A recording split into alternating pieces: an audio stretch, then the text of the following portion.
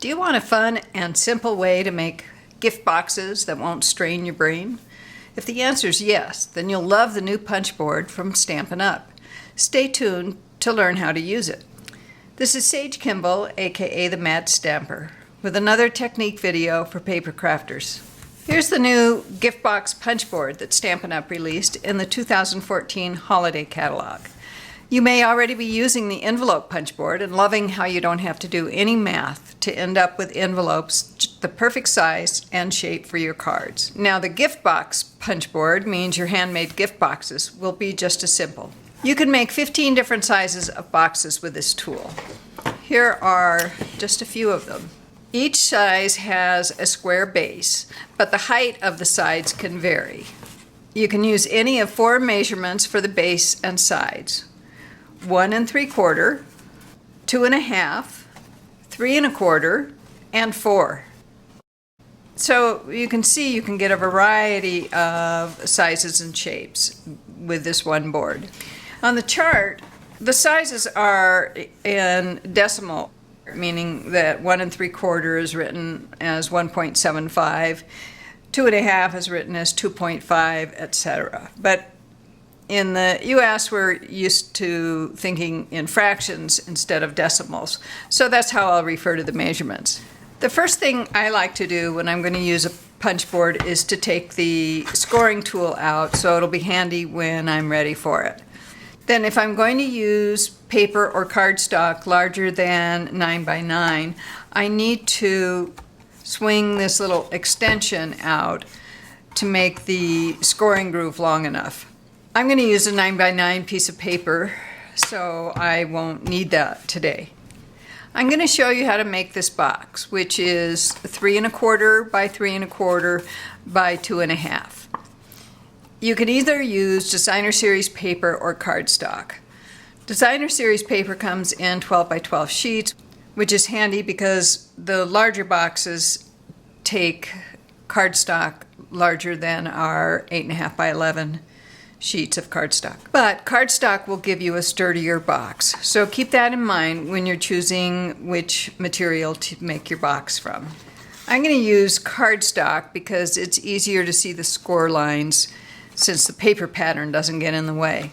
According to the chart, the size box that I'm going to make requires a 9 by 9 sheet of paper or cardstock, which I've already cut. Then if you go further across the chart, you'll see that there's an indication for a start line and for a diagonal line. And the S, M, L, and XL, of course, stand for small, medium, large, and extra large. What I like to do is put those indicators on a Post-it and have that on my workspace, because once I have this paper in place, and if I don't remember which of the diagonal score lines to use, I have to lift this up and try to read it while it's in place. So I just found it easier to write it down. So the first step is to put the left edge of my cardstock against the appropriate start line, which is the L, or large. And then I'm going to punch and then score 3 different lines. It does not matter what order you do this in.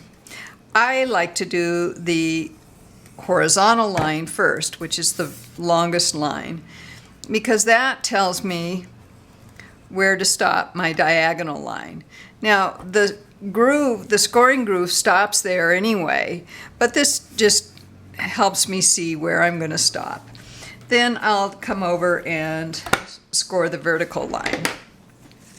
Easy, right?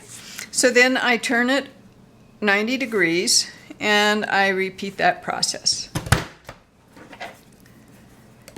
The horizontal, the diagonal, and the vertical. Then I'll do it on the next 2 sides. So in case you can't see those score lines very well, I drew over them with pencils so that you can see the shape that you end up with. As you can see, each corner is going to end up being a flap that's going to meet in the center. So you'll notice here that the flap, which is going to fold forward, has a notch punched on one side but not the other. So the next thing I need to do is turn the cardstock over to the other side, and then I'll punch out the notch on the other side of the flap. So after turning the cardstock over, I line it up on that L line, and you can see it lines the punch up with the angle of your score lines, and then I'll punch. Then I'll repeat that on the other three sides. Now I'm going to use the reverse punch and position the corners. This punch is going to round the corners and then create what I call a little smile here in each corner.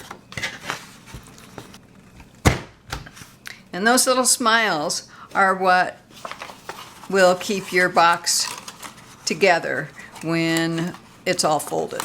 The next thing I'm going to do is start folding along the long lines, what were called the horizontal and vertical lines when we were using the punch board. The next thing is to fold these diagonal lines in the opposite direction.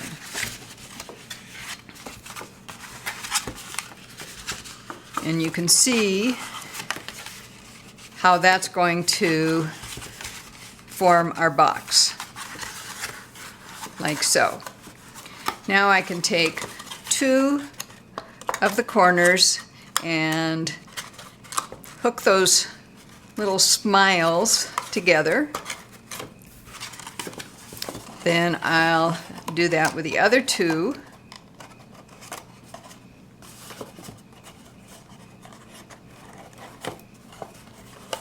And there's the box. So simple and quick, I just love it. Now when you open this box, it's going to flatten out like so.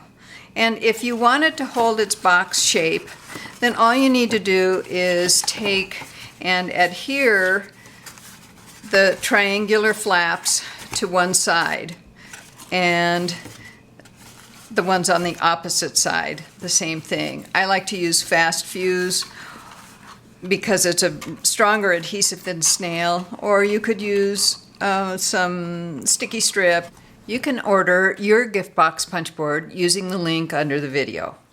Then see how much fun you can have making all the different sizes and filling them with surprises for your friends and family. If you found this video helpful, be sure to click the thumbs up icon and leave me a comment so I'll be encouraged to make more videos for you.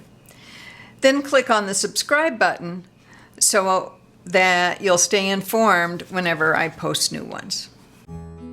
For more inspiration and instruction, be sure to visit me on my website at www.stampingmadly.com, the Stamping Madly Facebook page, and the Mad Stamper YouTube channel. Happy stamping!